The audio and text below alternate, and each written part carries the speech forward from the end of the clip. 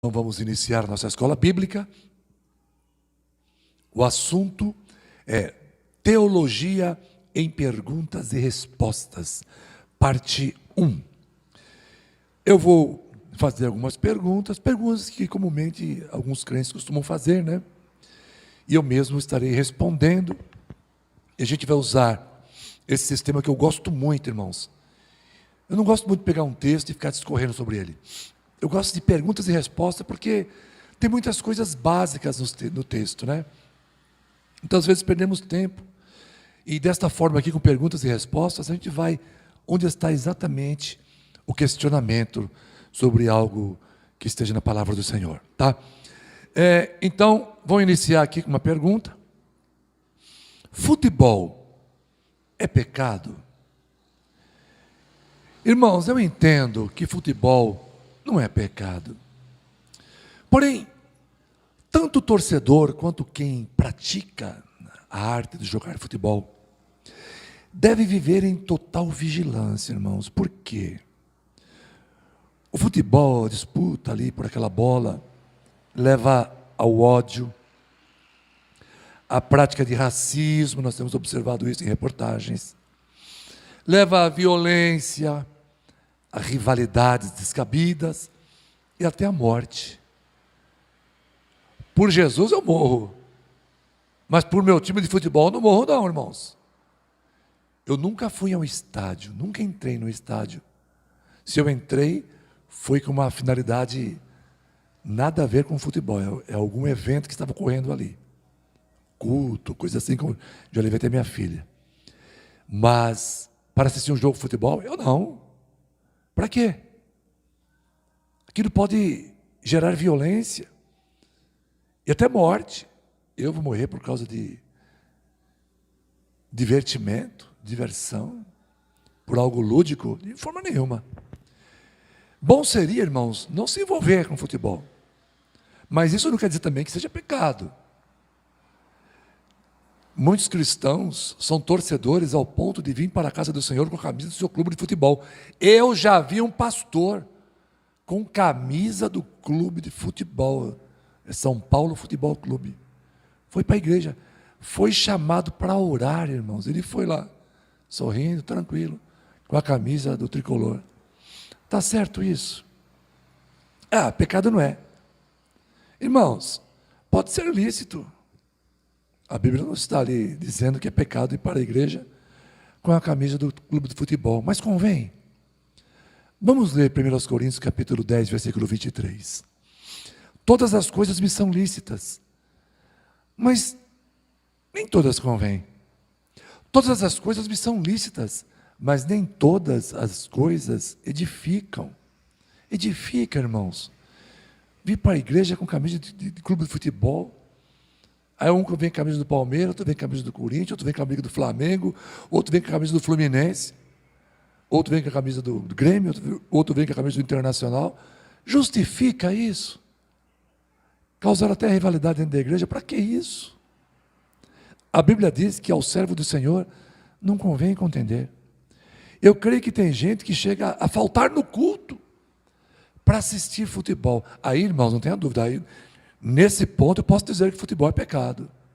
O crente faltar ao culto, à reunião da igreja, para assistir a partida de futebol, pode ser a final da Copa do Mundo, Brasil e Alemanha. Jamais se falta um culto para assistir um jogo. Eu conheço uma igreja, teve uma partida que foi antes do culto, eles reuniram a igreja 2 horas antes de começar o culto, para assistir o futebol, e de que terminou o jogo, começaram o culto. Irmãos, estão misturando as coisas. Uma coisa, outra coisa, né, irmãos? Enfim, todo o cuidado é pouco. Deve-se impor limites. Paulo disse em 1 Timóteo 4, versículo 8, que o exercício físico para pouco é proveitoso. Portanto, para que tanto investimento é algo que vai ficar para trás? Paulo não quis dizer também, né, que é pecado praticar exercícios físicos, que ser atleta é pecado, que jogar bola é pecado. Não é pecado. Mas o fanatismo, colocar o coração naquilo, é pecado. Jesus não divide o trono do seu coração com ninguém. Ou é Jesus ou é o Palmeiras. Ou é Jesus ou é o Corinthians. Ou é Jesus ou é o Flamengo. Não dá para ter as duas coisas. Não dá para ter duas paixões, dois amores. A Bíblia diz que não podemos servir a dois senhores. Você pode ser simpatizante, eu sou palmeirense. Fala brincando. Mas ao ponto de levar a sério isso, de brigar por causa de futebol. Uma vez eu brincando no meu trabalho com um corintiano, uma brincadeira assim, que eu achei que não tinha nada demais. Ele se levantou, virou a cara para mim, não queria mais conversar comigo, foi embora. Eu já vi pessoas que, devem existir pessoas, que você fala mal do Senhor Jesus, ele não fica de mal não. Mas se falar mal do seu time de futebol, ele fica bravo. Neste ponto, sim, eu posso dizer que futebol é pecado. Bom, então essa foi a primeira pergunta, futebol é pecado, já respondemos. Vamos para a segunda pergunta. Quem é a Rosa de Saron? Vocês já devem ter observado por aí igrejas distribuindo rosas que estão tipificando Jesus Cristo. Está certo isso aí? Não. Se for apontar para a Bíblia e dizer que Jesus é Rosa de Saron, está errado. Vamos lá. Cânticos, capítulo 2, versículos 1 e 2. Ou Cantares de Salomão, capítulo 2, versículos 1 e 2. Eu sou a rosa de Saron, o lírio dos vales. Qual o lírio entre os espinhos? Tal é a minha amiga entre as filhas. Qual o lírio entre os espinhos? Tal é a minha amiga entre as filhas. Irmãos, o texto aqui não está afirmando e não está tipificando o noivo, e sim a noiva. A rosa de Saron, eu sou a rosa de Saron, é a noiva que está cantando. O lírio dos vales. Quando o Senhor fala, Ele diz, quando o noivo fala, Ele diz, qual o lírio entre os espinhos? Tal é a minha amiga entre as filhas.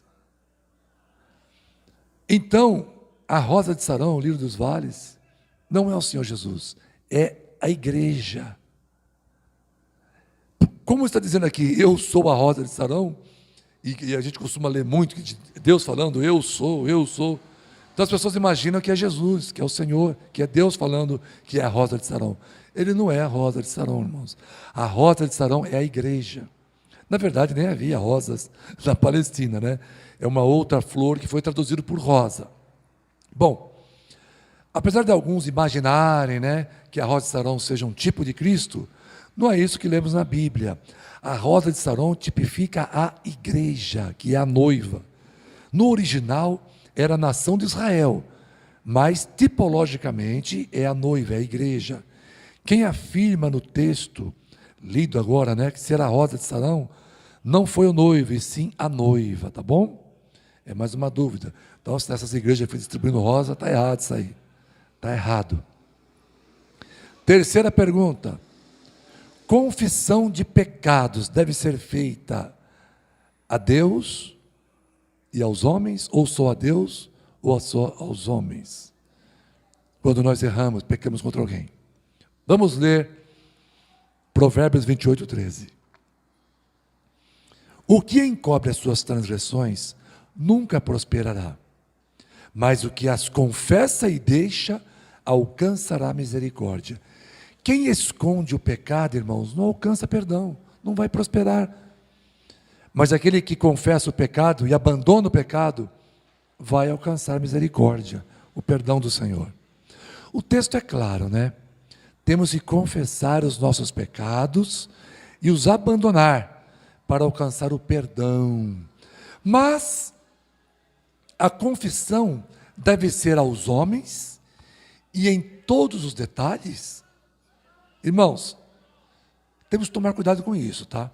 Algumas vezes sim, é claro, mas eu entendo que nem todo pecado deve ser levado a público, pois a confissão ao homem pode gerar um escândalo ainda maior. Somente os pecados que causaram escândalo devem ser confessados ao homem. Os pecados de foro íntimo, né, ou seja, de motivação de ordem pessoal, devem ser confessados a Deus. A gente confessa a Deus e abandona. Exemplo, os nossos maus pensamentos, ou o pecado tentando, sem que ninguém o percebesse, tá? Ou melhor, o pecado tentado, sem que ninguém tenha percebido.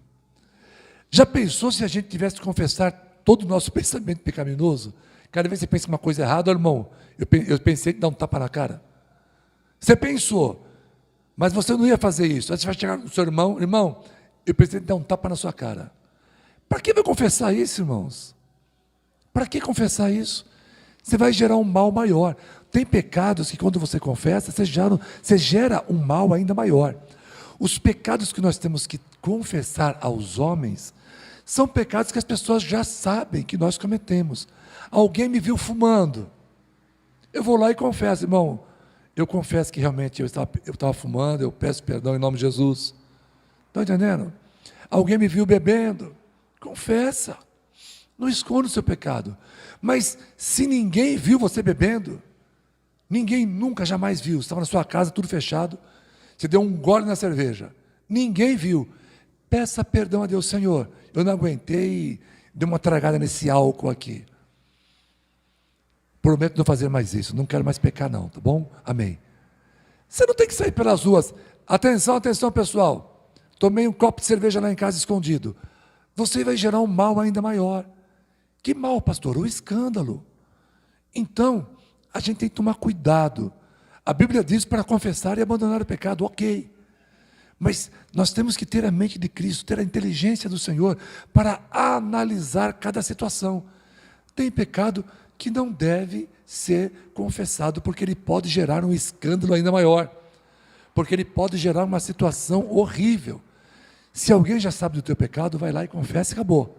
Se não sabe, confessa para Deus, tá? Porque aquele que confessa e abandona vai alcançar a misericórdia, tá bom? Vamos continuar. Quarta pergunta. Adão e Eva foram criados em corpos imortais? É uma coisa que acho que todo mundo já pensou, né? Se Adão e Eva não tivessem pecado, eles seriam imortais? Ou melhor, antes de cometer o pecado, eles eram imortais em seus corpos físicos. Vamos para o texto, irmãos. Gênesis capítulo 3, 22 a 24. Então disse o Senhor Deus: eis que o homem é como um de nós, sabendo o bem e o mal. Ora, para que não estenda a sua mão e tome também da árvore da vida e coma e viva eternamente, o Senhor Deus, pois, o lançou fora do jardim do Éden, para lavrar a terra de que fora tomado. E havendo lançado fora o homem, pôs querubins ao oriente do jardim do Éden, e uma espada inflamada que andava ao redor, para guardar o caminho da árvore da vida. Quando Deus criou o homem, colocou no jardim do Éden, ele permitiu que comesse o que eles quisessem. Mas havia uma proibição ali, para que não comesse da árvore do conhecimento do bem e do mal. Porque do dia que comesse essa árvore, eles morreriam, certamente eles iriam morrer. Eles não podiam participar daquela árvore. Só que existia também uma outra árvore,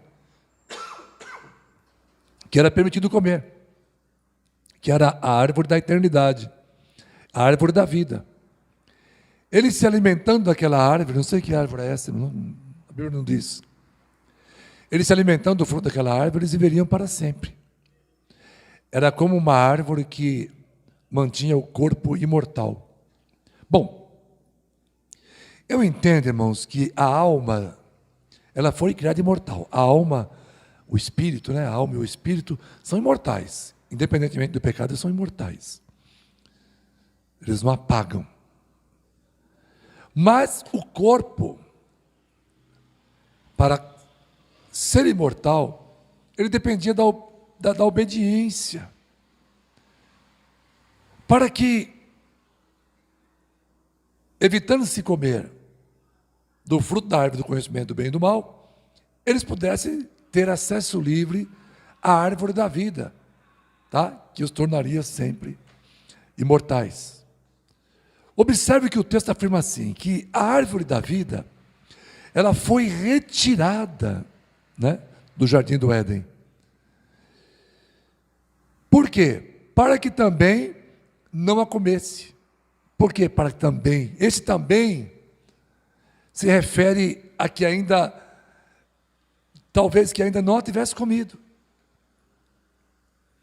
Ou para que não continuasse comendo. Pois até então eles só haviam comido a árvore do conhecimento do bem e do mal. Então, resumindo, Adão e Eva provavelmente não foram criados imortais no corpo físico. O corpo físico dependia de obediência e de se comer da árvore da vida. Como eles desobedeceram e perderam o acesso à árvore da vida, eles passaram a ser mortais e morreram, tá bom? Então, eu espero ter sido claro aí na resposta dessa pergunta. Vamos para a próxima pergunta. Por que Jesus não deixou, hipoteticamente, né, Maria Madalena tocá-lo, e com relação a Tomé, ele disse, toca aqui nas minhas feridas. Vamos para os textos. João, capítulo 20, versículo 17. Disse-lhe Jesus, para Maria Madalena, não me detenhas, né, ou melhor, não me toque, porque eu ainda não subi para o meu Pai. Mas vai para meus irmãos e dize-lhes que eu subo para o meu Pai e vosso Pai, meu Deus e vosso Deus. Tá? João capítulo 20, versículo 27. Depois disse a Tomé, põe aqui o teu dedo e vê as minhas mãos e chega a tua mão e põe-na no meu lado e não sejas incrédulo, mas crente. Bom, respondendo a questão, né, parece uma contradição, uma hora diz para não tocar, depois diz para tocar. Na verdade, irmãos, com relação a Maria Madalena, ele disse o seguinte, não me detenhas. O que significa isso? Não é que ela não podia tocá-lo pelo simples fato de tocá-lo, não é isso. Não era uma questão de simplesmente não poder tocar, mas sim de atrasá-lo. Jesus tinha uma missão em um tempo determinado aqui na terra. E ele disse para Maria Madalena para não detê-lo, porque ele teria que realizar uma obra, tá bom? Então, fica bem claro aqui para cada um de nós que não há nenhuma contradição, porque ele deixou um tocar e o outro deixou tocar. Na verdade, no primeiro texto, o que ele quis dizer é para não atrasá-lo, não me detenhas, não me atrase, tá bom? Vamos então para a última pergunta de hoje. Com que frequência podemos celebrar a ceia do Senhor? Texto, Lucas 22, 19. E tomando um pão, tendo dado graças, o partiu e lhes deu, dizendo, isto é meu corpo oferecido por vós, fazei isto em memória de mim. A igreja primitiva, irmãos, ela tinha ceia em todas as reuniões. Agora, tem igreja que, além de não fazer em todas as reuniões, fazem apenas uma vez por ano. Não é o caso da Congregação Cristã do Brasil. Por que uma vez por ano? Porque eles acreditam que se a ceia do Senhor tomou o lugar da Páscoa, e a Páscoa era anual, então a ceia também deve ser anual. Tá? Mas isso é uma ilação, não é um mandamento bíblico. Uma vez por ano, não. Eles acreditam, eles acham que deve ser assim. Há outras igrejas que celebram mensalmente. Então, como não existe uma recomendação na Bíblia com referência à frequência, cada denominação cristã usa de uma metodologia, de uma forma de compreender o texto. Alguns acham que é mensalmente, outros acham que é anualmente, outros acham que é todo culto. Agora imagina as igrejas que têm 3 cultos por dia, como tem, né? Tem igreja que tem 3 cultos por dia, durante 30 dias. Então são 90 ceias do Senhor. Estranho, né? Bom, como não podemos ir além das Escrituras, né, do que ela nos revela, cada um faça conforme o seu entendimento. Eu acredito que quem faz ceia em todos os cultos não peca. Quem faz ceia mensalmente não peca. Semanalmente não peca. E quem faz ceia uma vez por ano também não peca. Mas, existe um probleminha aí. É para aqueles que fazem ceia assim, poucas, uma vez por ano. Às vezes a pessoa aceita Jesus no mês de janeiro, a ceia vai ser só em dezembro. Durante esse ano a pessoa se batiza e no mês de agosto, por exemplo, perde a vida. Lamentável, né? Ter morrido sem participar da ceia do Senhor, porque a ceia é uma vez por ano. É uma coisa meio complicada. Eu acho que semanal ou mensal seria o mais indicado, tá, irmãos? Semanal ou mensal, eu creio que é o mais indicado. Seja como for, não vamos nos esquecer, né, do que significa a ceia do Senhor. Não é a ceia do Senhor, não é para a salvação. A ceia do Senhor é para os salvos. A ceia do Senhor não é para a salvação. A ceia do Senhor é para os salvos. Isso é uma diferença. Quem é salvo participa da ceia. Quem não é salvo não vai tomar ceia para ser salvo. Isso não existe, tá? Não existe. Nós cremos em simbolismos. Que nós cremos que a ceia do Senhor é para trazer a memória que Jesus Cristo fez por cada um de nós. Tá bom? É uma ordenança, tá? Então, quando você pega aquele pão, aquele cálice que você vai participar, você não deve ter aquilo como um sacramento, como existe na igreja católica, na igreja luterana e algumas outras igrejas aí que puxam muito para o catolicismo, né? Eles acham, a igreja presbiteriana, eles acham que, nossos irmãos presbiterianos, luteranos, eles acham o quê? Que tem que tomar ceia, senão você não é salvo. Porque isso aí é um sacramento. Não é um sacramento. Jesus realmente deu uma ordem. E ordem dada é para ser cumprida. Mas tem pessoas que às vezes morrem antes de poder tomar a ceia, irmãos. Então vai para o inferno? Porque não cumpriu o sacramento? Eu não acredito nisso não. Essas igrejas aí estão furadas esse negócio aí. Eu não acredito. Então, você está com o seu pão na mão, o cálice na mão, com o suco da uva, né? Nós devemos olhar para trás, simbolicamente falando, né? E lembrar da morte de Jesus. Quando você está ali com o pãozinho ali, está com o suco de uva, olha para trás e traga à tua memória a morte de Jesus. Depois você traga à sua memória a sua ressurreição, a ressurreição de Jesus Cristo. E depois, olhe para a frente com os olhos da fé, óbvio, e lembre-se da promessa do retorno de Jesus, do Cristo que irá retornar para buscar a sua igreja. E olhe para os lados da igreja, veja os teus irmãos, e assim, lembre-se da comunhão do corpo de Cristo, tá bom? Isso é trazer a memória do Senhor Jesus, isto é a ceia do Senhor, tá bom? Que Deus seja louvado. Agradecemos ao Senhor Jesus por esse período que passamos aqui, orando e estudando a Bíblia.